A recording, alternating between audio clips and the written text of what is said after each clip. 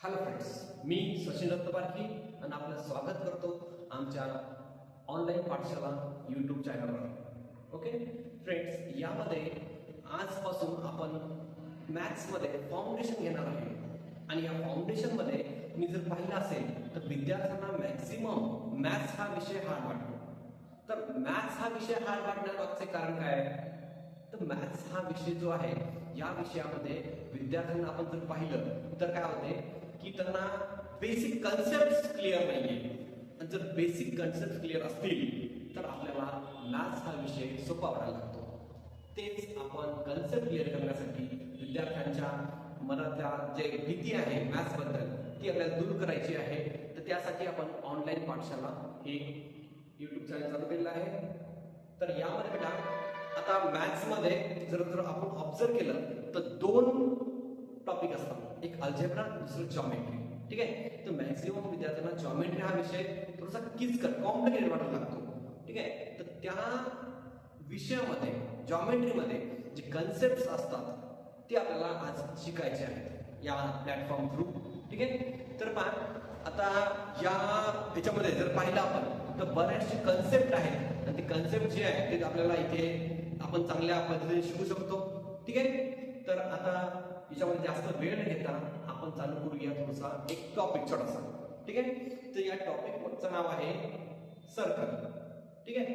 तर सर्कल हा विषय जर आपण थोडासा घेतला तर या विषयामध्ये सर्कल नाव बरेच वेळा ऐकलेलं आहे, तुम्ही खूप वेळा ऐकलेलं आहे. ठीक आहे. 5व्या वर्गापासून आपल्याला सर्कलचा शेप वगैरे माहिती आहे, पण प्रॉपर डेफिनेशन माहिती आहे का? प्रॉपर डेफिनेशन तर काय होतं बेटा, सर्कल जो आहे हा जर आपण डेफिनेशन पाहायला आपण तर बघायला गेलो तर circle is a collection of all points from a fixed point. एक समजा आपण एक फिक्स्ड पॉइंट घेतला, आपण हा फिक्स्ड पॉइंट घेतला आणि त्याला नाव दिलं आपण O is centre of circle. ठीक आहे. From a fixed point at a fixed distance, एक फिक्स्ड डिस्टन्स घेतला आपण हा. ठीक आहे. Collection of all points. ठीक आहे. फ्रॉम अ फिक्स्ड पॉइंट इथून घेतला आपण, समजा हे कलेक्शन घेतले, हे पॉइंट्स आहेत समजा, हे फिक्स डिस्टन्स वर सगळे पॉइंट जे आहेत ते एका फिक्स डिस्टन्स वरती ठेवलेले आहेत. ठीक आहे. या सर्व डिस्टन्स जे आहे ते सेम आहे. म्हणजे या O पासून, सेंटर पासून कोणताही तुम्ही जर घेतला, हा वाला पॉइंट घेतला, हा पॉइंट घेतला, कुठलाही पॉइंट घेतला तर डिस्टन्स सेम असणार. ठीक आहे. आणि याला आपण जर कलेक्शन केलं, याला आपण जर जॉईन केलं सगळ्यांना, याचं जॉईन केलं तर आपल्याला जी शेप मिळणार, ती क्लोज फिगर मिळणार, तर त्याला आपण काय म्हणायचं आहे? Circle. Therefore, the definition of circle is a collection of all points from a fixed point at a fixed distance. Okay? तर बघा यामध्ये काय होतंय की हा जो फिक्स्ड पॉइंट आहे is called centre of circle and fixed distance is called radius of the circle. म्हणजे हा झाला सेंटर आणि हा झाला रेडियस. ठीक आहे. हे कन्सेप्ट आपल्याला माहिती आहे, बरंच वेळा नाव ऐकलेलं आपण, रेडियस, सेंटर. ओके. पण याचं डेफिनेशन काय आहे प्रॉपर हे आपण अजून ऐकलं नव्हतं. ठीक आहे. तर I hope you understand the definition of circle and what is circle. Okay friends, आपण डेफिनेशन बद्दल पाहिलं. आता एक थोडीशी प्रॉपर्टी पाहिजे. म्हणजे काय, आता तुम्हाला कॉर्ड वगैरे आपण माहिती आहे आपल्याला. काय कॉर्ड काय असते नेमकं? बरं, कॉर्ड काय असते? समजा एक सर्कल आहे. ठीक आहे. सर्कल आहे. ते या सर्कल मध्ये जर पाहायचं म्हटलं आपल्याला तर a segment joining any two points from a circle on circle. Suppose A and B. We taken two points A and B. If we join the A and B, we get a chord. मग आपल्याला काय मिळेल? एक chord मिळेल. Okay. Suppose आणि आता काय म्हणायचं नेमकं, आता chord झाला तर डायमीटर काय असते? Diameter means a chord passing through the center. A chord passing through the center is called diameter. Okay? It's called diameter. Suppose that this is a diameter. Okay? AP is diameter. Okay? तर हे छोटे छोटे concept आहे, आपल्याला माहित असणं गरजेचं आहे, कारण त्यावर आपली प्रॉपर्टी डिपेंड आहे. ओके. तर प्रॉपर्टी बघा काय आहे, एक प्रॉपर्टी घेऊया. तर बघा बेटा प्रॉपर्टी आहे की if perpendicular drawn from center to chord bisect the chord. Okay, so here suppose this is a circle.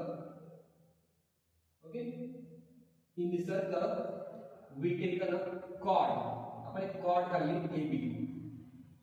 ठीक आहे, आणि यामध्ये काय केलं आपण की इथं घेतला आपण यामध्ये O सेंटर घेतला. Okay, O is the center of circle.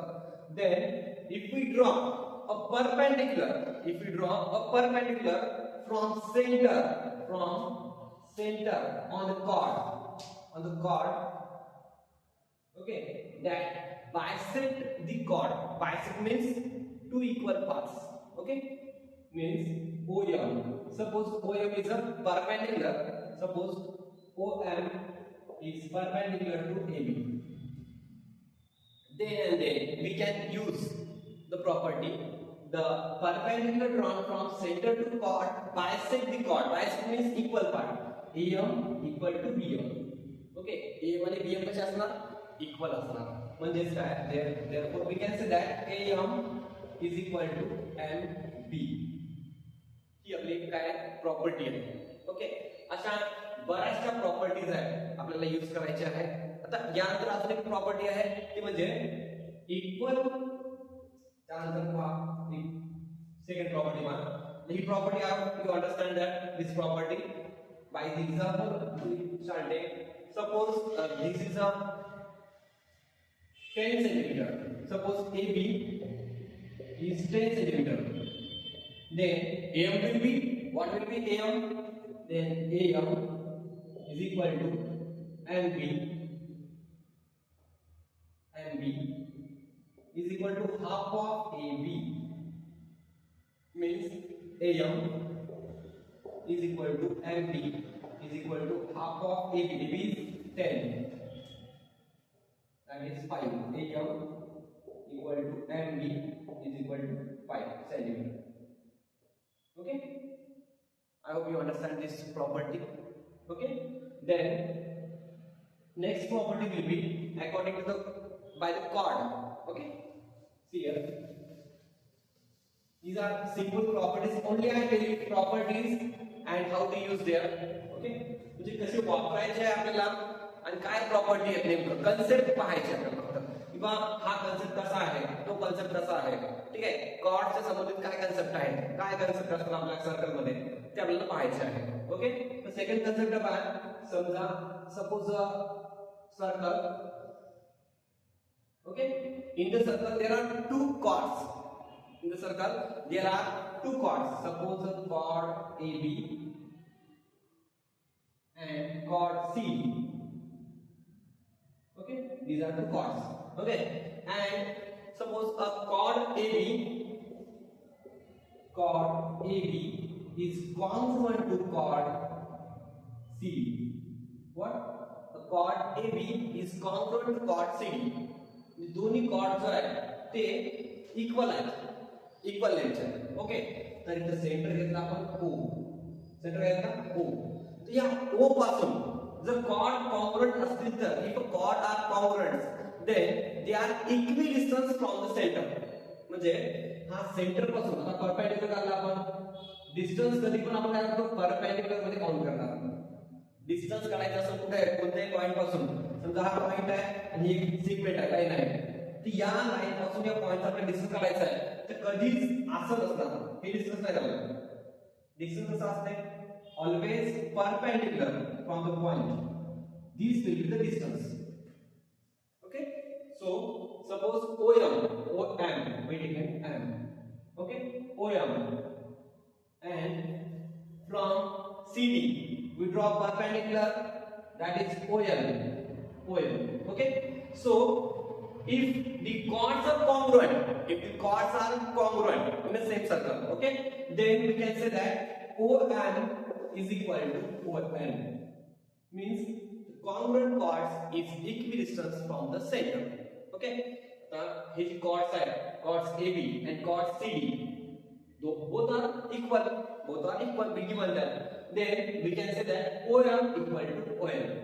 This is also the property about the chords. Okay, these are the properties, some important properties about the chords. Okay, यानंतरही आपल्याला अशाच बरेचसे कन्सेप्ट आपल्याला शिकायचे आहेत, यावरचे काही एक्झाम्पल घ्यायचे आहेत, काही फाउंडेशनचे एक्झाम्पल घ्यायचे आहेत आपल्याला. त्या लेवलचे सीबीएसई मधले एक्झाम्पल घेऊया आपण, त्या टफ लेवलचे एक्झाम्पल घेऊया. आणि म्हणजे आधी सर्वांमध्ये कुठल्याही प्रकारचं काही शिकायचं असेल तर महत्वाचं काय आहे की बेस महत्वाचा आहे. समजा आपण एखादी मोठी बिल्डिंग बिल्डअप करताय, तर समजा आपण एखादी मोठी बिल्डिंग बिल्डअप करताय, तर हा जो फाउंडेशन असते हे बेस महत्वाचा आहे. ठीक आहे, जर बेस आपला स्ट्रॉंग असेल तर आपली बिल्डिंग पण स्ट्रॉंग होईल. ठीक आहे, आपली स्किल पण स्ट्रॉंग होईल. त्यामुळे आधी आपल्याला करायचं आहे की फक्त बेसवर फोकस करायचा आहे. म्हणजे प्रॉपर्टीज काय आहेत नेमक्या, कशा वापरायच्या, काय आहेत कशा वापरायच्या, यावर आपल्याला आधी कॉन्सन्ट्रेशन करायचं आहे. आणि त्यानंतर मग हळूहळू आपण काय करायचं आहे, याच्यावरचे बेसिक क्वेश्चन्स, ओके, सीबीएसई लेवलचे, एनसीईआरटी लेवलचे, ठीक आहे, फाउंडेशन मधले हे सर्व क्वेश्चन आपण कव्हर करूया. तर आजच्या व्हिडिओमध्ये एवढंच बेटा. ठीक आहे, तर पुन्हा भेटूया आपण पुन्हा नवीन कन्सेप्ट सोबत. ओके, थँक्यू बेटा.